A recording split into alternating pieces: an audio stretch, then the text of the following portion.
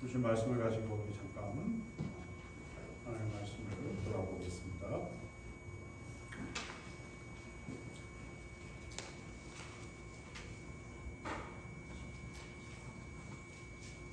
오늘 본문은 신령한 것에 대해서 우리가 알지 못하기를 원치 않는다.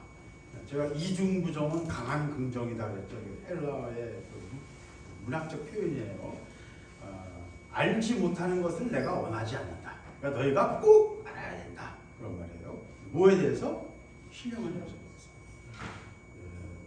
신령한 것은요, 사람에게 굉장히 매혹적일 수 있습니다. 혹할 수가 있어요. 신령한 것은. 왜? 평범하게 보이지 않는 거잖아요. 우리가 익숙하게 접근할 수 있는 게 아니잖아요. 그래서 영적인 것들, 또 우리가 접해보지 못했던 어떤 영적인 접근들. 그래서 무당이 남편이 바람펴. 빨리 부당하면 남편이 바람필 거야. 그러면 웬만한 여자들은 넘어가 버려요. 왜? 그 말의 권세와 그 다음에 그 심리를 흔드는 그런 것에 탁 찔러서 말을 하거든요. 불안함이 있는 상태에서 딱 찌르면 돼요. 신령한 것이라는 말은 보이지 않는 세계, 우리가 이해할 수 없는 세계, 귀신에 대해서, 또 천사에 대해서, 영에 대해서 우리가 뭐 많은 얘기를 이제 우리가 하잖아요. 듣고 있고 알고 있잖아요. 그것은 이해할 수 없기 때문에 굉장히 두려우면서도 동시에 매혹적이에요. 모르는 거니까 호기심이 됩니다. 그래서요, 신령한 것에 대해서 우리는 무지하면 안 됩니다. 영적인 무지는 굉장히 위험해요. 지금 우크라이나에서는 전쟁이고, 지금 요 며칠 사이에 마지막 러시아의 총공세가 이 바흐무트하고 이 솔레다르라는 지역에서 일어나고 있어요. 마지막 총공세를 하고 있어요. 10만 명에서 15만 명 정도 되는 지금 긁어모은 병력들을 가지고 막 밀어넣고 있어요. 근데 탱크도 없고 뭐 러시아는 다 무너졌거든요. 그래서 병사들이 총을 맞고 쓰러지면 자기 전우의 시체를 밟고 시체를 방패막이로 하면서 전쟁을 하고 있어요. 그런 장면이 이제 드론으로 다 찍혔어요. 영국 쪽에서 그걸 다 방영하는데, 러시아 병사들이 자기 병사들, 동료들의 시체 더미를 쌓아놓고 아예 계속 돌격하면서 계속 죽으니까 거기서 싸우고 있는 거예요. 너무 처참한 현장이 지금 벌어지고 있어요. 근데 전쟁터에서는요, 고개 한번 이렇게 하면 팍 총알이 됐죠. 전쟁터에서 가장 중요한 건 뭔지 아세요? 상황이에요. 지금 적이 어디 있는지, 누가 어디서 총을 겨누고 있는지를 빨리 파악하는 거예요. 그래서 상황을 파악하는 것이 전쟁터에서는 가장 중요한 거고, 상황을 파악 못하고 어리버리 하다가는 바로 총알이 날라와요. 심장을 꿰뚫거나 머리를 꿰뚫거나. 상황 파악을 빨리 해야 돼요. 영적으로 우리가 무지하면요, 똑같은 현상이 일어납니다. 내가 무엇에 시달리고 무엇 때문에 놀아나는지 모르고요, 평생을 그것에 시달리고 끌려다녀요. 사람들은 그게 자기 성격인 줄 알아요. 근데요, 어떤 사람은 그 속삭거림에 의해서 평생을 시달리는, 폭력적일 수도 있고요, 신경질적일 수도 있고요, 어떤 빠른 성격으로 나타날 수도 있고요, 말이 조급할 수도 있고, 뭐 여러 가지가 있는데 그것이 자기 자신의 본래 기질이라 생각하고 우리 살아가요. 근데 그런 많은 것들도 왕왕 영적인 것들이 있을 수 있어요. 영적인 것들이 있을 수 있어요. 제 경우는요, 집중이 참 잘 안 됩니다. 여기 우리 집안 좀 특징이에요. 산만해요. 애들도요, 산만해요. 근데 은혜를 받고서 집중이 되기 시작해요. 저도 제가 정말 제대로 공부한 게요, 구원받고 나서 그 전에는 머리는 좀 돌아가니까 머리 공부는 그럭저럭 했어요. 무시 안 당할 정도로 했어요. 근데 재수하면서 내가 여태까지 그렇게 공부할 적이 없었어요. 집중이 너무 잘 되더라고요. 왜? 주님 만나고 나서 그 은혜 속에 있을 때요, 나는 여태까지 그렇게 집중을 잘 돼본 적이 없어요. 저는 그걸 분명히 기억해요. 뭔가가 내 머리를 산만하게 하고 있는 게 분명히 있어요. 우리 아이들도 똑같은 고백을 합니다. 얘는 그런 것뿐만 아니에요. 질병도 있을 수 있고요, 여러 가지가 있을 수 있어요. 나도 모르는 집착도 있을 수 있고요. 영적인 것들이 우리를 얼마나 괴롭히는지. 그래서 영적으로요, 그런 것들까지 꿰뚫어 보며 영적 싸움을 싸워 나가야 돼요. 그래서 우리의 인격이 예수 그리스도의 모습으로 보여야 돼요. 모든 더러운 것들이 다 떠나가서 예수 그리스도의 어떤 영적 그 밝은 빛 가운데 거하셨던, 변화산에서 모세와 엘리야와 함께 있을 때 너무나 강렬한 빛 가운데서 그 몸에서 빛이 났던 바로 그 모습처럼 우리가 영광으로 거룩해지는 것, 그것이 하나님의 목표예요. 아버지 꿈도 야무지시네. 아유, 우리는 무슨 뭐 바퀴벌레 갖고 맨날 똥 싸고 뒹굴고 이러고 살고 있는데, 내 성질에 못 이겨서 내 욕심에 못 이겨서 이렇게 살고 있는데 우리를 그런 거룩한 존재로 만드시겠다고요? 우리를 그리로 부르신다고요? 이게 아버지의 관심이에요. 아버지의 목표예요. 우리가 마귀가 그 과정으로 나가기까지 얼마나 많은 우리를 쏘고 넘어뜨리냐는 거예요. 그래서 우리가 눈을 열어야 돼요. 깨어있어요. 그래서 신령한 것에 대해서 너희가 꼭 알아야 된다. 바울이 말하고 있는 것입니다. 우리 이거 알아야 돼요. 그런데 이 영적인 것들은요, 객관적으로 기준이 없어요. 육신의 일은, 또 정신적인 일도 논리적으로 분석이 가능해요. 이 사람이 바른 말을 하는지 틀린 말을 하는지 분석이 가능해. 근데 영적인 거는 밑도 끝도 없어. 그렇죠? 누가 그걸 분석하겠어? 영적인 만화 이야기들의 결과는 나중에 결과로 확인이 될 뿐이에요. 그 말이 맞는지 안 맞는지를 통해서. 그죠? 그러니까 당장은 확인이 안 되는 거예요. 그래서 어려운 거예요. 그래서 어려워요. 굉장히 어려워요. 영적인 것은. 그래서 모든 역사에 있어서 이런 신기한 그 신내림, 무당들 있지 않습니까? 그런 거. 그런 현상이 여러 역사에 모든 종교에 다 있어요. 그런데 대부분의 나라에서, 대부분의 신화에서 그런 것들을 억제해요. 왜? 그런 신내림을 통해서 뭔가 영적인 언어를 말하고 미래를 얘기하고 하는 것들이 서로 중구난방이어서 사람들을 혼란스럽게 하고 굉장히 어려웠기 때문에 모든 종교에서 대부분 그걸 다 거부합니다. 결과가 안 좋아하거든요. 교회에서도 마찬가지였어요. 2000년 역사에서. 그래서 이 영적인 것 그러면 막 알레르기를 키는 사람들이 많아요. 당장 제 동생과 그 신랑이, 제 내부가 한 주 왔었잖아요. 근데 형님 저는 평생을 자기 아버지, 저 동생도 목사고 아버님은 평생 장로이셨는데 청년 때 장로가 돼가지고 그 대구의 영천 지역에서 아주 유명한 장로님이세요. 그 평생 자기가 자라온 교회 분위기가 있으니까 점잖고 애만은 이제 장로교회 분위기가 있으니까 주일날 딱 와서 예배 드리려고 오는데 방언을 기도하시잖아요. 주일 예배에 방언하는 걸 자기 생전 처음 봤다는 거예요. 그래서 자기는 저 이거 적응이 안 되겠어요 그러더라고요. 솔직하게 얘기를 하는 거예요. 왜 평생 60년을 그렇게 살아왔으니까 어려서부터. 그러니까 자기는 낯선 거니까 전혀 받아주죠. 왜 장로교회는 그런 방언이나 이런 은사에 대해서 부정합니까? 부정하는 게 아니라 왜 저게 잘 볼 수가 없습니까? 부정하진 않아요. 어느 목사님도. 말씀에서 얘기가 나오니까. 근데 거기서 나오는 많은 혼란과 교회 역사를 통해서 많은 문제가 있었음을 보았기 때문에 가능한 걸 뭐라 그럴까요? 감추려고 하고 자꾸 이렇게 덮으려고 해요. 그래서 목사님들이 가지는 가장 그 정확한 은사에 대한 그 이해가 뭐냐면, 내 교회에서 내 통제하에서 이루어지는 건 괜찮다. 목회자해. 그런데 밖에서 하는 것을 네가 따라가려고 하지 마라. 그게 목사님들의 정책이에요. 내 양을 뺏기는 건 싫다 이거죠. 쉽게 말하면. 이게 아주 적나라한 얘기입니다. 근데 이 영적인 것은요, 미혹이 굉장히 강합니다. 그래서 아까 말씀, 2절에도 말하지만 말 못하는 우상에게로 끌은 그대로 끌려갔다. 자기 성질인 줄 알고 평생을 그러고 사는 거예요. 말 못하는 것에 끌려가요. 그게 개인의 어떤 삶의 특성을 나타낼 수도 있고, 집단의 어떤 큰 사회에서는 우상의 어떤 종교가 될 수 있고, 세계관이 될 수 있어요.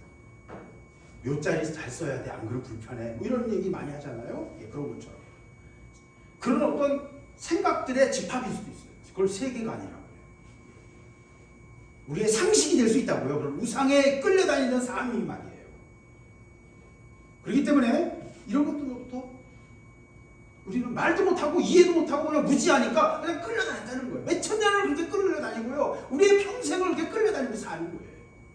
이거를 꿰뚫어야 돼요. 여기서 벗어나야 되고요. 밝히 봐야 돼요. 바울이 그 얘기를 우리에게 말하고 있는 것입니다. 그러면서 그 영을 이제 설명하는데 영은 설명할 수가 없어요. 영에 대해서 우리가 이해할 수도 없고요. 성경에서는 예수님께서 영이 뭐다 이렇게 말씀하시지 않았어요. 왜? 그렇게 설명할 수 있는 것이 아니에요. 그럼 영이 뭡니까? 성경에서 나오는 이야기를 볼 때 영은 방향을 정하는 뜻이에요. 깊은 뜻이에요.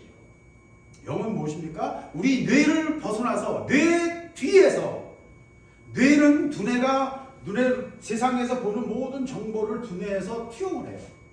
뇌에서 그것을 보고 있는 거예요. 두뇌 스크린에 여러분이 보는 모든 영상이 두뇌 안에 있는 스크린이 만들어져서 그거를 보는 거예요. 근데 이 보는 나가 누구냐는 거예요. 보여주는 거는 뇌예요. 그럼 보는 나가 누구예요? 그 나가 영이라는 거예요. 성서적으로 그렇게 보여주셨어요. 나의 본질을 만드는 거예요. 하나님이 부으신 거예요. 그리고 그 영은 우리의 삶의 방향을 정해요. 뜻을 정해요. 아까 말했잖아요. 평생 어떤 기질이 있고요. 나도 모르게 끌려가는 방향이 있다고. 마귀가 끌고 가는 방향이 있어요. 방향성이 있어요. 목적이 있어요. 하나님은 우리에게 방향을 주시는 거예요. 아까 내가 말했죠. 거룩하게 되기를 원하신다고. 예수 그리스도에게까지 이르기를 원하신다고. 모든 더러운 것들을 다 벗어내고 예수 그리스도의 순전함과 그 거룩함에 이르기까지, 영광의 자리에까지, 보좌에 앉으신 예수 그리스도, 우리 모두를 심판하시는 그 예수 그리스도 앞에 우리가 그와 함께 서 있기를, 연합되어 있기를 하나님이 기대하신다. 이것이 하나님의 계획이에요. 그래서 이 끌려가던 우리의 삶, 이 영적인 것을 우리가 어떻게 그러면 분별하고 어떻게 이것들을 다뤄야 됩니까? 그러니까 지금 사실은 교회는요, 이 영적인 부분을 무지하게 다루고 있어요. 그냥 한쪽 코너로 몰아놨고요. 기도 열심히 하는 권사님들이나 좀 따라서 더 깊은 걸 원하는 분들만 좀 이렇게 들어가서, 그 속에 들어가서 뭔가 하는 것처럼, 골방에서 하는 것처럼 그렇게 지금 교회 안에서 다루고 있어요. 근데 여러분, 신령한 것이라고 영적인 것이 아니에요. 그래서 오늘 말하는 영적인 것이라고 할 때는 귀신도 있고 악령도 있어요. 영적인 것이라는 것은. 그러니까 그 속에는 아주 넓은 것이 있어요. 근데 우리가 지금 말하고 싶은 건 뭐예요? 성령으로, 하나님의 영으로 하는, 교회 안에서 역사하는 하나님의 은사와 그 영적인 나타남, 성령의 나타남에 대해서 우리는 바울은 말하고 있는 거예요. 그래서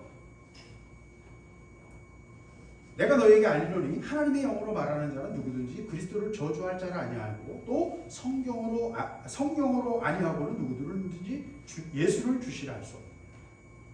성경이 말하는 영을 분별하는 가장 핵심은 뭔지 아십니까? 핵심이 뭐예요? 예수 그리스도.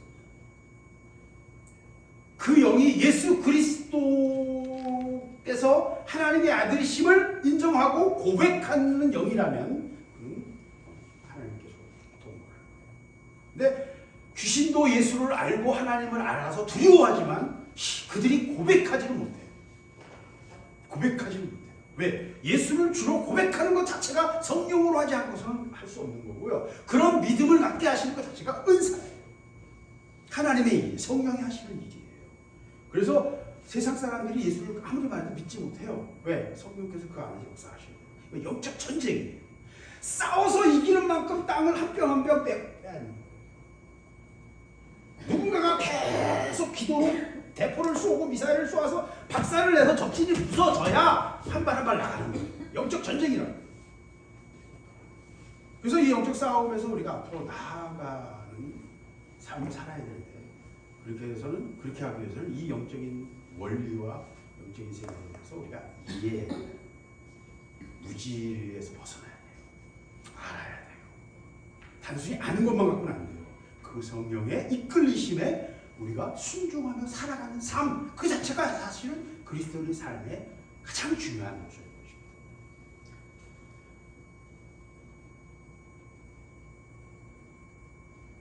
그래서 영을 분별하는 것은 이것이 어디서 왔는가를 분별할 때는 그리스도께서, 예수 그리스도 그 자체가 모든 것의 시금석입니다. 요한일서에서도 보면 너희가 영을 다 믿지 말고 그 영이 하나님께로부터 왔는지 분별하라. 오직 영들이 하나님께로부터 속하였나 분별하라. 많은 거짓 선지자가 세상에 나왔습니다. 영 분별하라고 요한일서에서도 말합니다.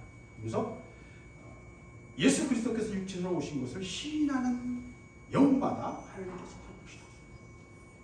예수께서 하나님의 아들이심과 예수께서 우리를 구하기 위해서 십자가에서 죽으신 하나님의 아들이심을, 구주이심을 고백하는 것 그 자체가 그 영의 본질을 점검할 수 있는 가장 중요한 것이다.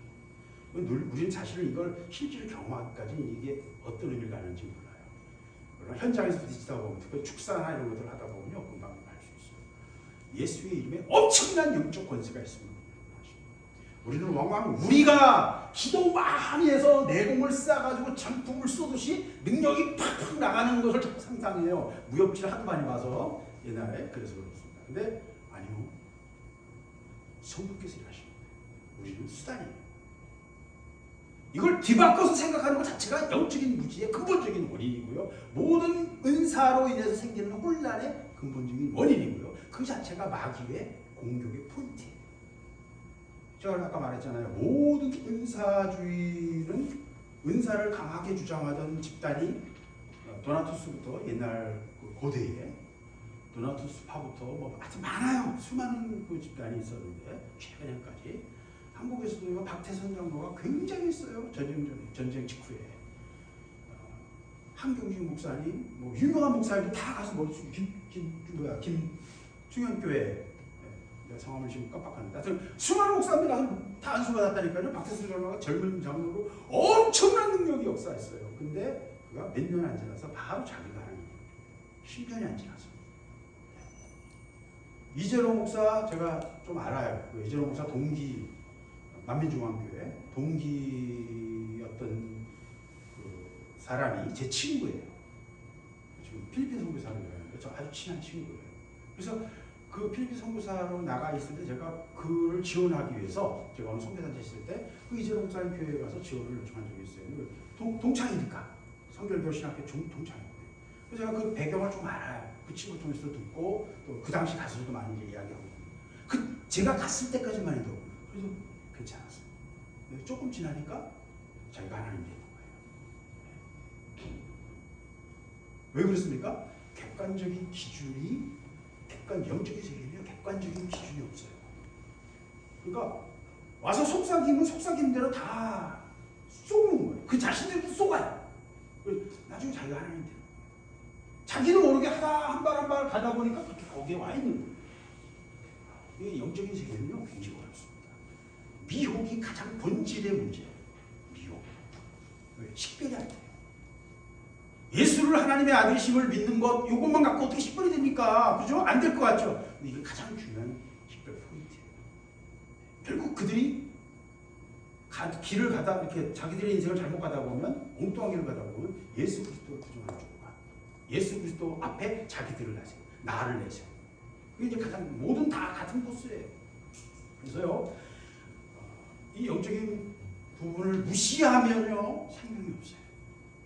제가 그런 전체 큰 걸 보길 좋아하잖아요. 교회를, 역사를 쭉 통계를 쭉 내서 보면요, 1950년도 이후에 기독교가 굉장히 성장을 많이 했는데, 유럽 교회와 대부분의 그 교회들은 다 디클라인, 축소됐어요. 미국 교회, 미국은 약간 부흥했고요. 한국은 굉장한 부흥을 했어요. 그 시기에, 전쟁 직후에.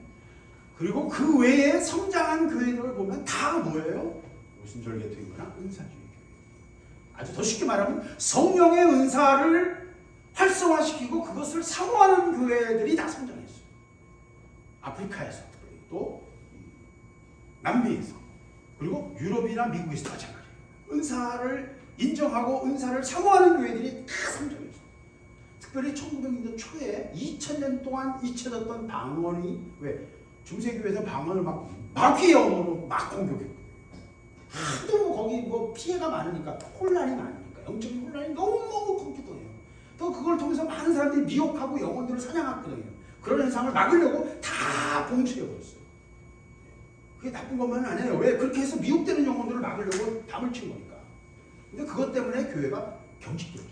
제도로만 남고, 아까 말한 것처럼 주일예배에서 방언하면 막 깜짝 놀라는 거예요. 이게 뭐야? 이렇게 되어버리는 거예요. 왜? 그동안 오랫동안 그걸 가둬놨으니까.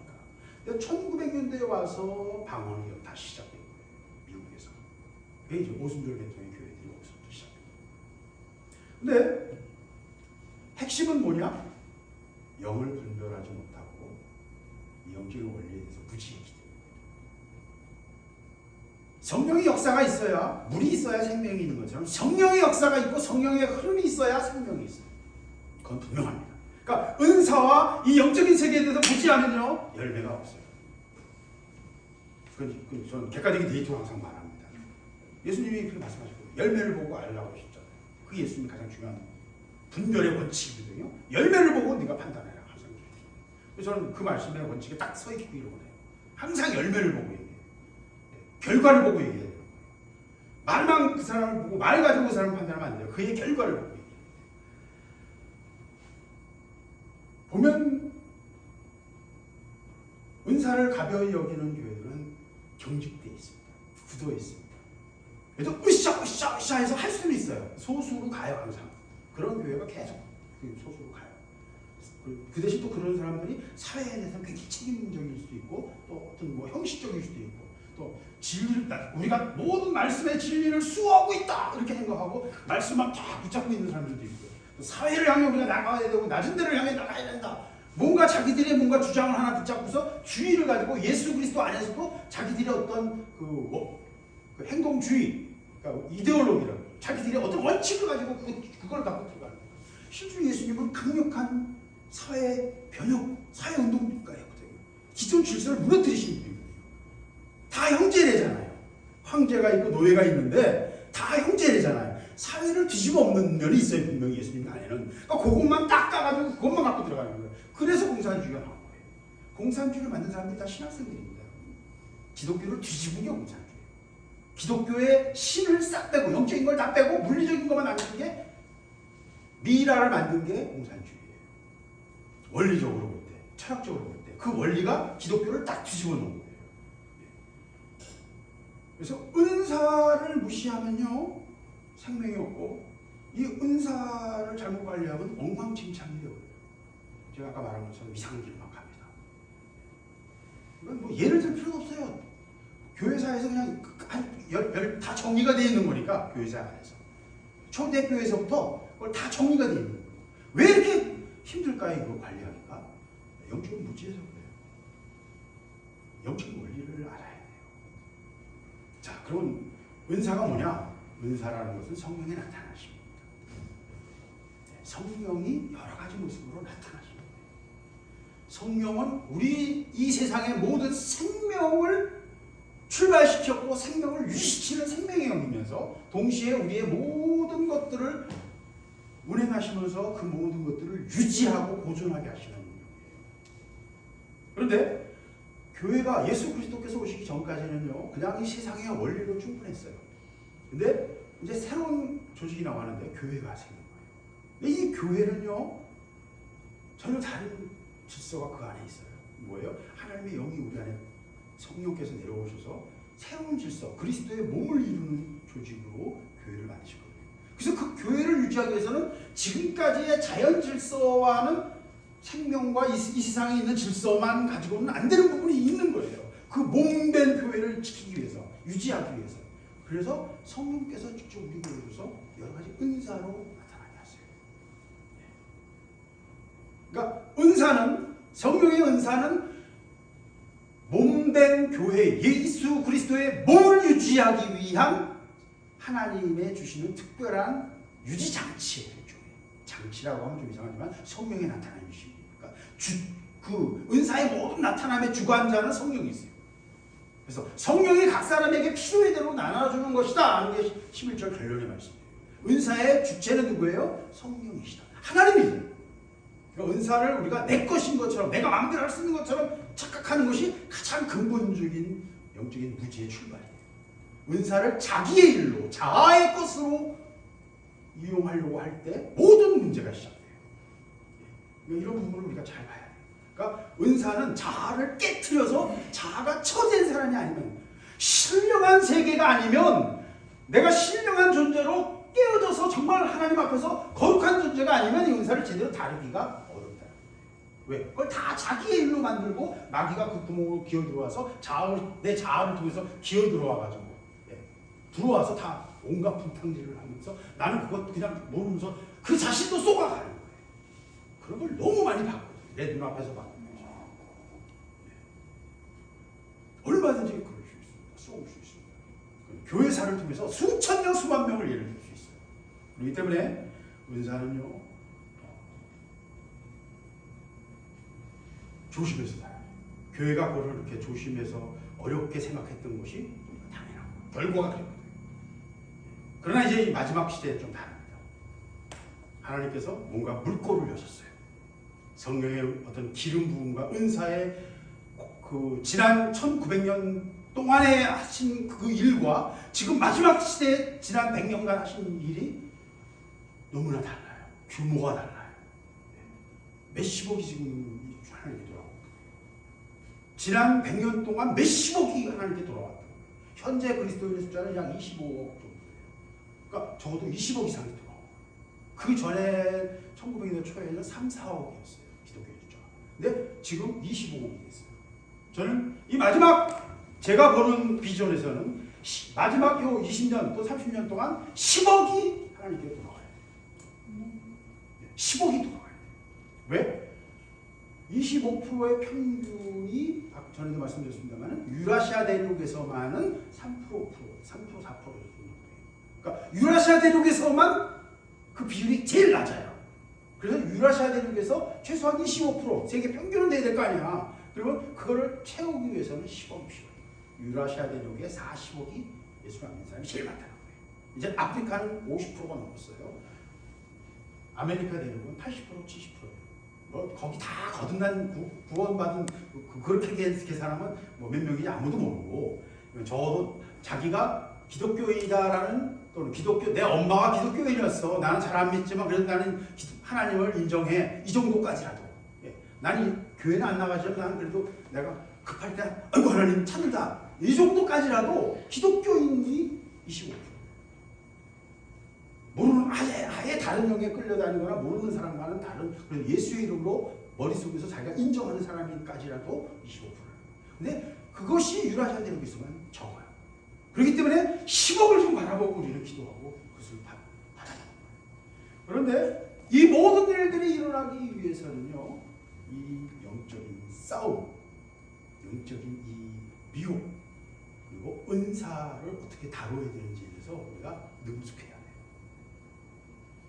능숙해져야 돼요. 은사를 주시는 것은요, 다양합니다. 은사는 다양해요. 요새 은사의 특징은 다양함이에요. 왜? 우리 몸에는요, 수천, 수백 가지의 호르몬이 있어요. 우리는 상상도 못해요. 굉장히 많은 호르몬이 서로 견제와 균형을 해요. 여성 호르몬과 남성 호르몬이 있어서요. 남성 호르몬이 여자인데 남성 호르몬이 많으면요, 수염이 나요. 남자인데 여성 호르몬이 많으면 가슴이 나와요. 네. 실제로 그래요. 그래서 중년 이후에 남자들이 남성 호르몬이 좀 적어지면, 네, 비율이 적어지면 가슴이 나오려고 해. 많이 커지진 않지만 가슴이 나오려고 해. 그게 균형에 의해서 우리의 몸과 모든 것들이 이루어지고 있는 거예요. 수천 가지예요. 생각도 마찬가지. 행복할 때 도파민이 나오고, 뭐 여러 가지 호르몬이 나오고, 그런 호르몬이 수천 가지예요. 그것이 몸의 기관에서 만들고요. 더 나아가서는 내 내장의 세균들이 그런 다양한 호르몬들을 만들어내고 있어요. 우리 몸은 그런 게 다 결합되어 있어요. 다 연결되어 있어요. 그래서 이것들이 서로 이게 서로 견제와 균형을 해서 한쪽이 무너지면 병이 생겨요. 인슐린을 몸에서 인슐린을 분비하는데 인슐린이 분비하면서 포도당을 몸 안으로 끌고 들어와요. 연료를 몸 안으로 들어와 세포가 연료를 쓸 수 있게 해주는 역할을 인슐린이에요. 근데 우리가 시도 때도 없이 먹어대면요, 인슐린이 나중에는 에이 나 몰라 그거 하다가 이제 파업을 해버려.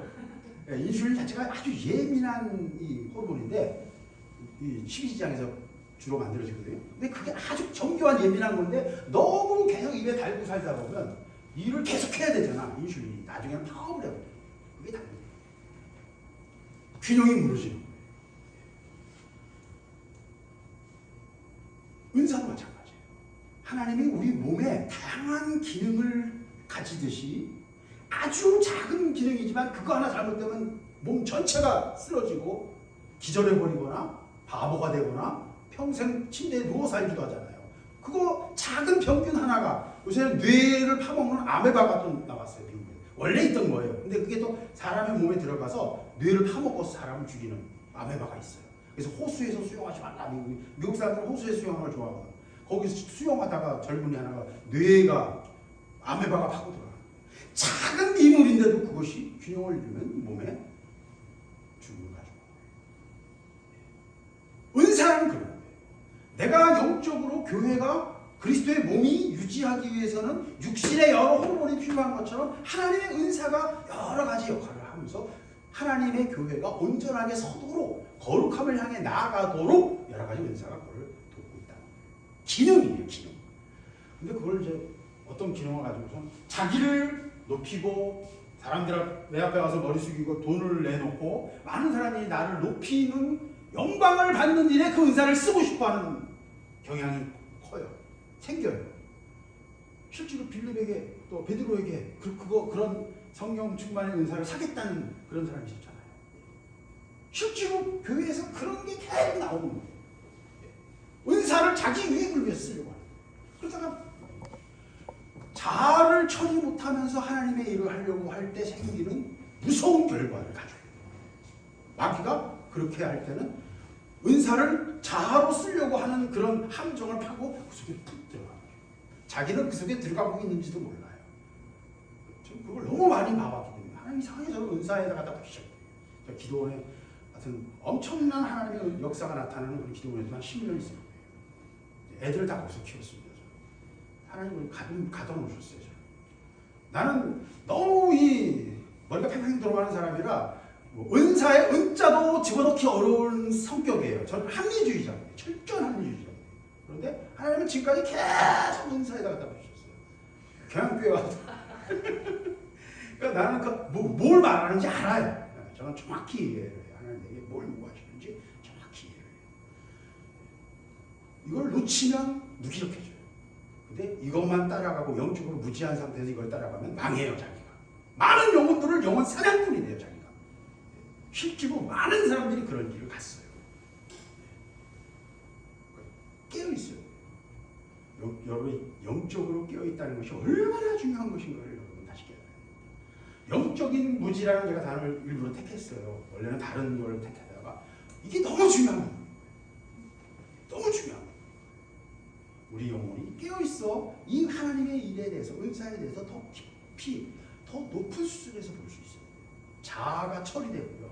웬만한 것들은 또 처리돼서 그것들을 다룰 수 있어야지 자아를 가지고 이것들을 다루기 시작하면 자기가 망한다니까요. 다른 영혼들을 망하게 한다니까요. 어설프게 다루는 문제가 아니에요. 제가 전기를 했잖아요. 두 가지 알바를 했는데 군사학을 해서 제가 군사 평론가예요. 제가 여러분 텔레비나 유튜브에 보면 김병기라는 이름으로 제가 활동을 많이 했어요. 제가 군사 평론가고 두 번째 전기를 또 제가 했습니다. 먹고 살아야 되니까 전기를 했어요. 근데 전기를 하다 보면요, 전기는요, 우리 지금 220V 쓰잖아요, 지금 다. 이 전기가 얼마까지 올라가는 줄 아세요, 여러분? 발전소에서 나와서 먼 지역으로 볼 때는요, 76만 볼트까지 올라가요. 고압을 쓰는 거예요, 고압을. 76만 볼트는요, 2, 3m만 가까이 가도 그 전기가 내 몸에 와서 나를 죽여요, 사람. 그러니까 1, 2m 안으로 들어가면 절대로 안 돼요. 전철에 쓰이는 12,500볼트는 30cm 안에 뭐든지 들어가면 그 전기가 흘러서 그 사람을 죽여요. 연을 잘못 날리면 그 연줄이 내가 쥐고 있는 사람을 죽이는 거예요. 30cm 안으로 들어가면 그 고압이 흘러요, 전기가. 근데 76만 볼트는요, 그 간격, 이런 이 전기 들어가면 무조건 죽는 그 구간이 1, 2m 됩니다. 왜 이런 얘기를 제가 하냐면, 그럼에도 그 고압을 통해서 얻는 이익이 있어요.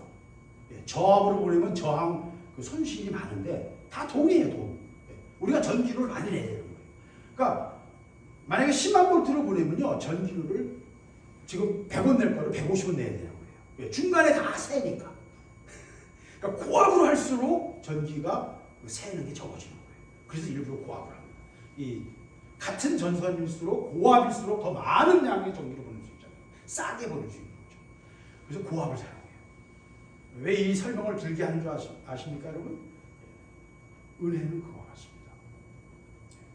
잘못 따르면요 타 죽어요 고압에. 근데 꼭 필요한 거예요. 꼭 필요한 거예요. 은사가, 하나님의 은혜의 역사가 없이는 하나님의 사역이 일어나지 않아요. 그래서 오늘 세 가지를 말하죠. 은사는 여러 가지나 성령은 같고, 직분은 여러 가지나 주는 같으며, 또 사역은 여러 가지나 모든 것은 모든 사람 가운데서 이루시는 하나님은 같으니. 은사에 대해서 말하면서 다 같다는 말을 사용하죠. 하나, 유니트, 하나가 됨을 얘기합니다. 은사는 다양함인데 다양한 것들을 서로 다 하나로 연합돼서 하나로 해야 된다는 거예요. 바울의 관점이 여기 그대로 드러나죠. 그러면서 삼위일체적인 구조를 가지고 있어요. 은사는 성령의 역사고, 직분은 예수 그리스도, 직분을 주시는 분은 예수 그리스도라는 거예요. 그리고 이 모든 영적인 일들을 다 기획하고 이루시고 완성하시는 그 모든 것에 대한 큰 그림을 그리시고, 성령을 보내시고 예수를 보내시고 예언자들을 보내시고 모든 하나님의 일들을 기획하셔서 이 모든 일을 이루시는 분은 하나님이시다. 세 분이 다 다르죠. 같은 하나님인데도 나타나십니다. 예수 그리스도는 한 인격 속에 들어가 있는 거고, 성령은 모든 존재 속에 거하시는 하나님의 영이에요. 어디에나 하실 수 있는. 그러면서도 모든 상황 속에서 성령의 역사가 나타날 수 있어요. 설거지 잘하는 것도 은사예요, 여러분. 저 설거지 잘해요. 저 설거지 잘합니다. 설거지 잘하는 것도 은사예요, 여러분. 요리 잘하는 것도 굉장히 중요한 사. 육체를 잘 먹이지 않으면 병들어요. 그죠? 엄마가 얼마나 현명하고 살림을 잘하는가에 의해서 그 아이들이 얼굴 색깔이 달라지고 건강 상태가 달라지고. 이 시대의 가장 큰 문제는 여성들이 더 이상 살림하기를 거부하고 있는 거예요. 대한민국의 문제가 아니에요. 전 세계의 문제예요. 전 세계 엄마들이 살림하기 싫어해요. 그래서 패스트푸드로 아이들을 먹입니다. 즉석 냉동식품으로 애들을 먹여요. 미국은 이미 70%가 냉동식품으로 살고 있어요. 한국도 이제 따라가고 있죠. 왜 1인 가구가 많아지면 거의 다 이제 컵라면, 냉동식품, 삼각김밥 이걸 먹고 사는 거예요. 살림이 정지돼서요.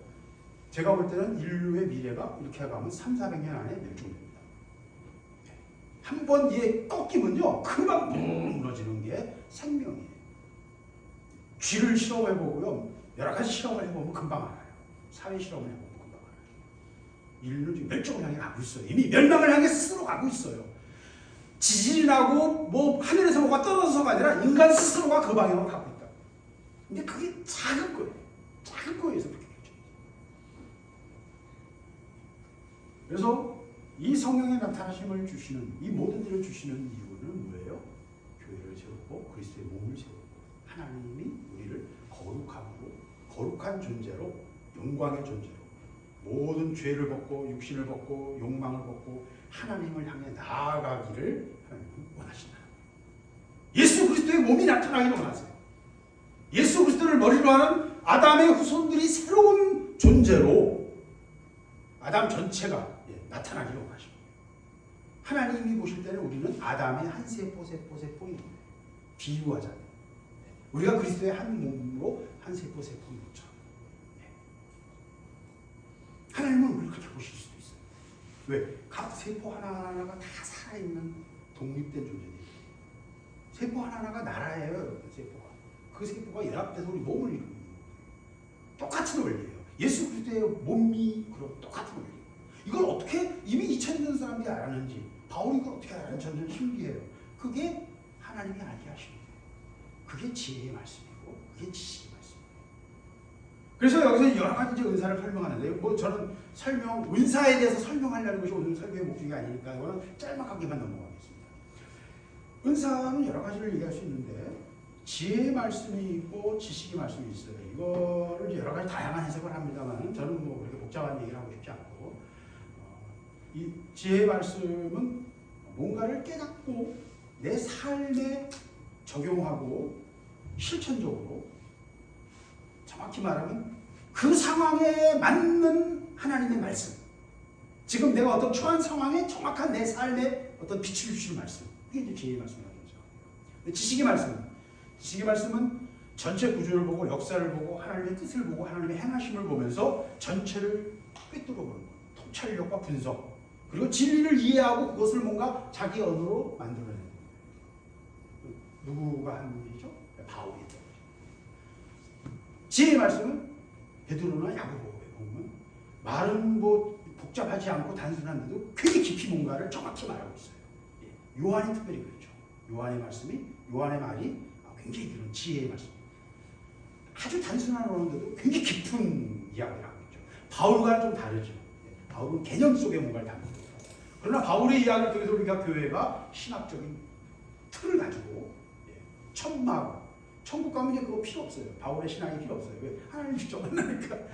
우리가 영어로 다 아니까 누가 설명할 필요도 없어요. 그러나 이 땅에 있는 동안에는 바울의 신학적 정리가 로마서, 고린도전서, 에베소, 빌립보서에 나타나는 바울의 신학이 기독교의 기초를 이루었어요. 그게 지식의 말씀이에요. 지혜의 말씀은 굉장히 깊은 그 시간 순간순간 내 마음을 두드리시는 실천적이고 내 삶의 뭔가 문제를 다루시는 말씀이에요. 이 두 가지가 저는 있다고 봐요. 자, 또 어떤 사람에게는 같은 성령으로 믿음을, 어떤 사람에게는 한 성령으로 병 고치는 은사를 주시죠. 그러니까 믿음도 은사고 병 고치는 것도 은사고, 그러니까 설거지 잘하는 것도 은사고 살림도 은사고요. 다른 사람을 잘 돌보고 다른 사람의 마음을 잘 살피는 사람도 굉장히 중요한 은사예요. 저 같은 사람은 다른 사람은 사실 자폐증 환자와 같아요. 저는 그런 측면에서 다른 사람의 마음을 잘 몰라요. 관심도 없어요. 내 생각에 취해서 하는 사람이라서 다른 사람을 잘 살피지 못해요. 그러니까 집사람이 저하고 지금 살아준 것만 저는 감사해요. 원래는 그렇지 않아요. 실제로 삶 속에서는 그렇지 않은데 전체적으로 볼 때 제 자신의 기질이 그렇더라고요. 은사가 그래서 다양해요. 굉장히 믿음도 은사지만 병 고치는 은사도 은사예요. 다양한 것들이 다 은사예요. 그래서 우리는 다 자기가 잘하는 것, 내가 할 수 있는 것으로 지금 주님을 섬기고 있잖아요. 교회 안에서. 당장 우리 호의가 없어져 보니까 내가 고생했는데 나도 낯설거든요. 그게. 그러니까 다 자기 자리를 갖고 있는 거예요. 아무리 적은 조직 안에서도, 아무리 적은 숫자 사이에서도 다 자기 역할이 있는 거예요. 그게 한 몸이고. 그 몸을 잘 세워서 더 하나님의 영광이 나타나도록, 하나님의 뜻이 이루어지도록, 더 많은 영혼들이 하나님 앞에서 구원받도록 하는 것, 몸의 성장, 그게 하나님의 목적인 거예요. 그걸 위해서 모든 은사가 사용되어진다. 어떤 사람에게는 능력 행함을, 능력이라는 말은요, 아주 독특한 개념인데, 두나미스라는 말은 보통 사람이 행할 수 없는 어떤 기적적인 역사예요. 병 고치는 은사하고 좀 더 다른 차원에서. 그래서 요즘은 장님이 눈을 뜬다든지, 이거 단순히 병 고치는 문제가 아니야. 예수님께서 물을 걸으셨다든지, 가나의 기적이라든지, 오병이의 기적이라든지, 폭풍을 잠잠케 하셨다든지, 이런 것들. 능력이 나타나는 거예요. 실제로 우리가 예수 믿다 보면 하나님이 능력을 주세요. 그래서 말이 이루어져요. 여러분이 뭔가 말을 하면 말이 이루어지는 걸 볼 수 있어요. 또 내가 하나님께 구하면요, 어느 순간 하나님 바로 응답하십니다. 집사람은 그 중요한 특징 중 하나가 있는데, 기도하면요 2, 3분 안에 하나님 그걸 찾아주세요. 뭘 잊어버렸잖아요. 기도하면 하나님 꼭 눈에 띄게 하세요. 이게 한두 번이면 이제 그냥 우연인데 여러 번 반복되니까 이건 우연이 아니네. 기도하면 하나님 응답하세요. 본인이 못 찾으면 저를 통해서 찾게 하세요. 참 재밌어요. 제가 처음 주님 앞에서 기도의 응답을 받기 시작한 거는 신학생 때 제가 지각을 하게 돼요. 저는 지각하는 걸 제일 싫어하거든요. 늦는 걸 싫어해요. 기질적으로 늦는 걸 싫어하는데 지각하게 생겼어요. 그래서 하나님 도와주세요. 그리고 눈을 딱 뜨면 버스가 와 있거나 택시가 와 있어요. 이거를 제가 신학생 때 꽤 많이 경험했어요. 기도 몇 초 걸렸겠어요? 1분 다 30초 정도 걸렸겠죠? 근데 기도하고 나서 딱 눈을 뜨거나 조금 이렇게 보면 차가 오고 있거나 택시가 와 서 있거나 해요. 저는 그런 거 여러 번 합니다. 하나님이 기도를 바로바로 들어주시는 걸 저는 느껴요. 능력 행함이라는 건 그런 거예요. 말의 권세, 그가 생각하고 말하고 하는 것들을 통해서 그 앞에 있는 문제를 해결해 나가는 거예요. 이게 능력이에요. 어떤 사람에게는 영분별함을, 어떤 사람에게는 예언함을. 예언을 왜 주십니까? 방향을 보라는 거예요. 예언은 하나님의 계획이에요. 하나님의 어떤 설계도예요. 예언을 받았으니까 내가 하고 있으면 예언이 뚝 떨어지는 게 아니에요. 여러분, 그건 그림이에요. 그림, 계획이에요. 그의 계획이 이루어지려면 뭐가 필요해요? 여러분이 기도해야 되고요. 여러분이 믿음으로 발을 뜯어야 되고요. 여러분이 헌신해야 돼요. 여러분이 최선을 다해서 밀고 나가야 돼요. 그게 하나님의 일이에요.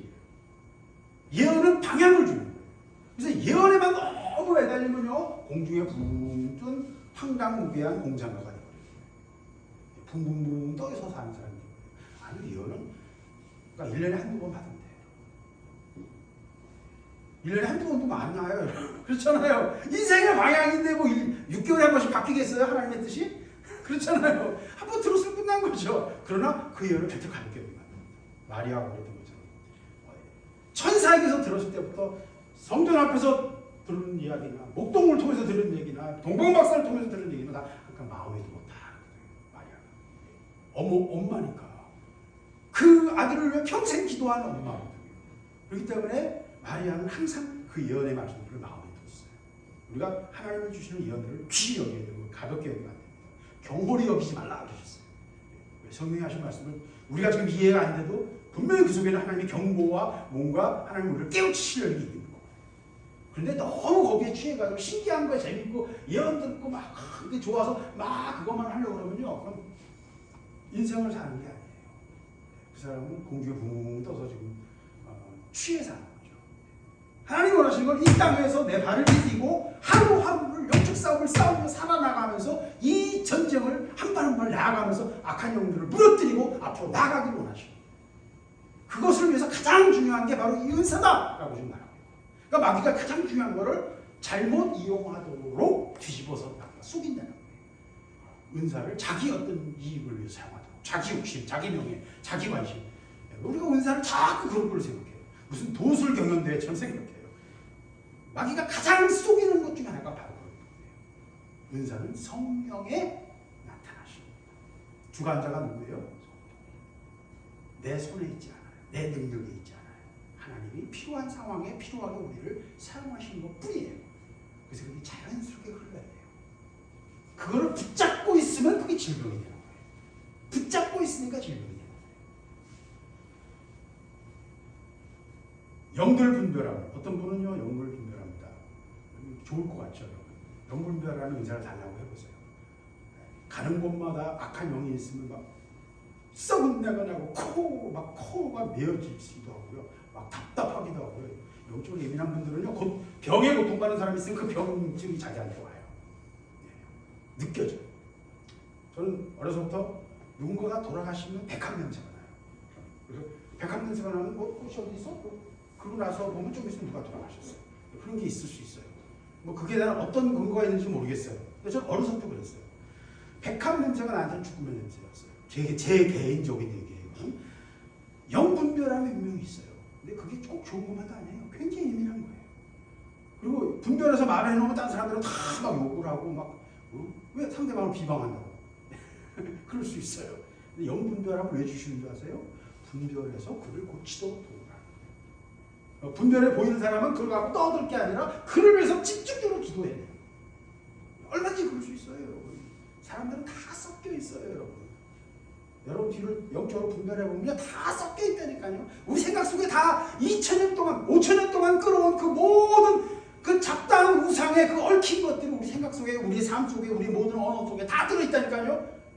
아무도 거기서 자유롭지 못해요. 그럼에도 불구하고 영분별을 주시는 이유는 뭐예요? 그걸 통해서 그들을 깨끗하게 하는 일에 네가 기도하고 희생하라.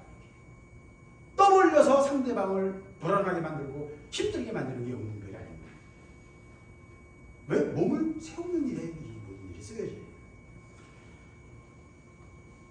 어떤 사람에게는 방언을 말하고 어떤 사람에게는 방언 통역하고 이렇게 해서 9개를 주셨는데, 방언은 또 굉장히 중요한 은사입니다. 방언은 뭐예요? 제 표현을 하면 암호통신이에요. 비밀통신. 비밀이 누설되면 전쟁에서 집니다. 일본이 왜 졌는 줄 아세요? 암호를 뺏겼기 때문에. 암호가 해석됐기 때문에. 미드웨이 해전에서 결정적으로 죽었고요. 야마모토 대장은 그때서 비행기에서 죽었고요. 계속해서 일본이 암호를 해독당하면서 일본이 작전에서 실패합니다. 독일이 왜 졌는 줄 아십니까? 독일도 혹시 암호입니다. 그러니까 암호 전쟁에서 지면서 독일의 잠수함들이 잡히기 시작했어요. 독일이 미국을 이길 수 있는 유일한 방법이 잠수함으로 미국에서 넘어오는 배들을 다 격침하는 거였어요. 그래서 유럽 전쟁에서 더 이상 영향을 미치지 못하도록 하는 거. 그게 독일의 작전이었는데, 그 모든 잠수함들이 잡히기 시작한 게 독일의 잠수함 한쪽에서 얻어낸 암호를 해독하면서, 암호가 뚫리면 전쟁에서 져요. 굉장히 중요한 거예요. 이건 제가 이걸 너무너무 잘 알죠. 암호에 대해서 제가 좀 이렇게 아는 편입니다. 깊이 저는 많이 다뤄봤거든요. 그렇기 때문에 방언은요 굉장히 중요한 전략적인 얘기예요. 왜? 우리가 그냥 하나님 앞에서 그냥 내 생각으로 기도할 수 있는 거는요 내가 이해하는 만큼이에요. 그런데 영은 다 알아요. 하나님과 교통합니다. 우리의 영이 예수 그리스도를 통해서 새로 하나님과 교통이 열리면서 우리의 영이 그걸 다 알아요. 그래서 하나님 앞에서 우리의 영이 탄식으로 기도합니다. 성령이 우리 안에 거하시면서 우리의 영을 통해서 탄식으로 하나님께 기도하게 하세요. 그 기도가 나타나는 것이 방언인 거예요. 그 통신, 하나님과의 더 깊은 내 상황 속에서 하나님께 필요한 것들을 구하고, 우리는 즉 당장 내가 아픈 거, 뭐 돈 없는 거, 내 몸이 건강이 불편한 거, 그거 얘기하지만 영적으로 볼 때 그건 아주 하찮은 지엽적인 거예요. 더 중요한 하나님의 일이 계획이 있는 거예요. 내가 통과해야 될 부분이 있는 거예요. 내가 버려야 될 어떤 것들이 있고 내가 넘어가야 될 뭔가가 있는 거예요. 그걸 위해서 막 성령은 기도하시고, 그래서 방언을 꼭 기도하셔야 돼요. 방언을 기도하셔야 돼요. 방언은 꼭 이상한 언어일 필요도 없고요. 찬양할 수도 있고요. 여러 가지 방언을 할 수 있어요. 그러나 아무튼 내 영의 외침과 부르심이 필요하고요. 그것이 통용이 또 필요한 이유는 뭐예요? 하나님 그거 막 되긴 하는데 내 정신을 이해를 못하니까 뭘 어떻게 구체적으로 해야 될지 아무것도 모르잖아요. 그렇기 때문에 방언 통역이 가끔 필요한 거죠. 통역을 함부로 하지 마세요. 통역은 오역이 될 수도 있고요. 더 중요한 건 뭐예요? 통역하면서 우리 작전이 다 새요. 마귀한테. 이게 장난 같죠? 아니요, 진짜 그렇습니다. 기도 제목 함부로 나누는 것도 위험합니다. 여러분 조심해서 하셔야 돼요. 왜? 제가 그런 일을 했기 때문에. 제가 UAE 사업을 하면서 저에게 가장 중요한 건 생명이 비밀이었어요. 그 사업의 성격이 조금이라도 알려지면 UAE에서는 안 할 거고요. 저는 UAE 왕자들, 아랍의 왕자들 8,000명을 목표로 뭔가 복음의 기초를 닦는 사역을 준비하고 기도했던 거거든요. 그게 조금이라도 드러나면 다 무너지는 거예요. 그러니까 철저하게 비밀로 아무에게도 얘기하지 않았어요. 계획으로만 진행을 했어요. 통역함도 그렇습니다. 방금 통역한다고 막 하지만 그 떠버림을 통해서 사단이 다 듣고 작전 계획을 다 들을 수 있어요. 방언은 사단도 못하거든요. 이 때문에 내 호기심을 만족시키려고 막 하지 마세요. 하나님의 일이 이루어지기를 기도하세요. 기대하세요. 관점에 바뀌어야 된다는 것을 보실 수 있을 것입니다. 내가 무엇을 영적인 무지라고 말하는지 여러분이 이해하실지 모르겠어요. 이 영적인 무지를 벗어나지 않으면 은사를 다루는 건 굉장히 위험한 일이에요. 은사를 적극적으로 다루기 어려워요. 그러나 그것도 그걸 하나님 주시지도 않아요. 영적으로 훨씬 더 성숙해질 때 자연스럽게 은사를 다룰 수 있어요. 아까 말했잖아요. 76만 8천 볼트도 전기공이 다뤄요. 그걸 다룰 수 있는 기술이 있어요. 그러나 그 사람은 항상 목숨을 걸고 살아요. 아차 하는 순간에 그 사람은 불수덩어리가 돼요. 굉장히 임금이 셉니다. 왜? 전기를 끌 수가 없어요. 살아있는 전기이기 때문에. 그런 상태에서 수행하는 거예요. 얼마나 무섭겠어요. 아차하는 순간에 불덩어리가 된다. 숯덩어리가 된다. 그러나 그걸 꼭 감당해요. 결론을 말씀드리겠습니다. 이 모든 일은 같은 한 성령이 행하사 그의 뜻대로 각 사람에게 나누어 주시는 것이다. 은사는 뭡니까? 성령의 나타나십니다. 성령이 행하십니다. 하나님의 뜻대로, 성령의 뜻대로 각 사람에게 나눠주시는 거예요. 그러니까 이 본질은 아까 말한 것처럼 기능, 내 각자의 몸을 이걸 가지고 누가 더 낫네 어쩌네 그 자체가 웃기는 거예요. 한 몸은 다 귀여워. 넌 발바닥에 있으니까 너는 평생 내 밑바닥 발바닥이니까 너는 제일 천한 거야. 그리고 천한 발바닥이 파업을 한번 일으켜보세요. 여러분 화장실도 못 가요. 기어다녀야 돼요. 그죠? 제일 천한 한 분이 나 일 안 해 그러면 여러분 3일 뒤에 죽어요. 이런 식이에요. 여러분 가장 천한 것처럼 보이는 것이 가장 귀한 것입니다. 우리는 몸을 이루고 있다. 이 몸을 깨트려야 돼요. 자의식에서 벗어나는 방법은 하나밖에 없어요. 그리스도의 몸 안에서 나를 발견하는 거예요. 그러면 다른 사람이 영광을 받는 것도 내 영광인 거예요. 왜? 우리가 한 몸이니까. 이 비교의식에서 벗어나는 것이 사역의 출발이에요. 비교의식을 가지고는 절대로 사역 못합니다. 그렇기 때문에 오늘 이 말씀을 여러분 기억하시길 바라고, 영적으로 불분명한 거, 불확실한 것들에 끌려다니지 마세요. 여러분, 특별히 이단이나 사이비들에게 그렇다는 거죠. 왜? 그건 영이 다른 겁니다. 굉장히 위험합니다. 평생을 사이비가 뭐고 이단이 뭡니까? 이단은 예수 그리스도가 하나님의 아들이심을 부정하는 것, 다른 영, 다른 것들에 대해서 숭배하는 것, 하나님이 삼위일체를 부정하는 것이 이단입니다. 사이비는 다 인정하는 것 같은데 신앙 자체를 자기들의 이익의 수단으로 사용하는 거죠. 이익의 수단으로 사용하는 거죠. 사이비들. 그래서 복음을 이익의 수단으로 사용하는 그런 사이비들이나 이단에 끌려갈 수 있어요. 그게 너무 매력적이에요. 그런데 들어간 사람은 나오지 못해요. 매력적이에요. 그런데 그만큼 매력적일수록 마약인 거예요. 마귀에게 끌려가요. 영혼이 매력적이다. 악령들도 마찬가지입니다. 조상으로부터 내려오던 자기 자신에게 기질과 자기 습성 속에 있던 기질의 약점을 균열이 나는 어떤 부분을 파고들어도 돼요.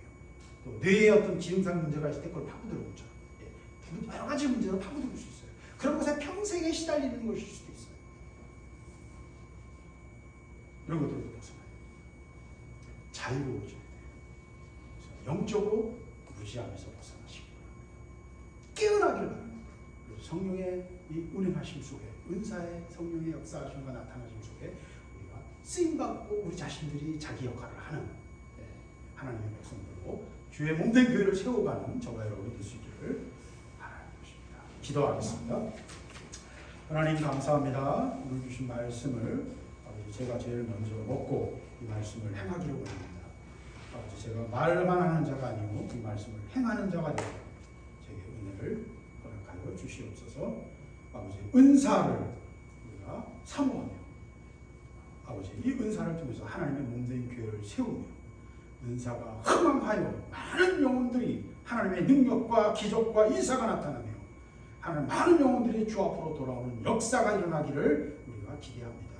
아버지, 그러나 이 은사를 온전히 다루기 위해서 우리가 이 영적인 무지에서 벗어나게 하시고 자의식과 비교의식과 우리의 육신의 욕망에서 벗어나게 하시고 그리스도의 몸된 지체로서 예수 그리스도의 의식을 가지고 주님의 눈으로 바라보며 주님의 마음으로 생각하며 주님의 관점에서 이 모든 것들을 바르며 다룰 수 있도록 우리의 자아가 처리되며 예수 그리스도의 십자가를 지고 예수 그리스도를 따라가는 하나님의 사람들이 되기를 원합니다.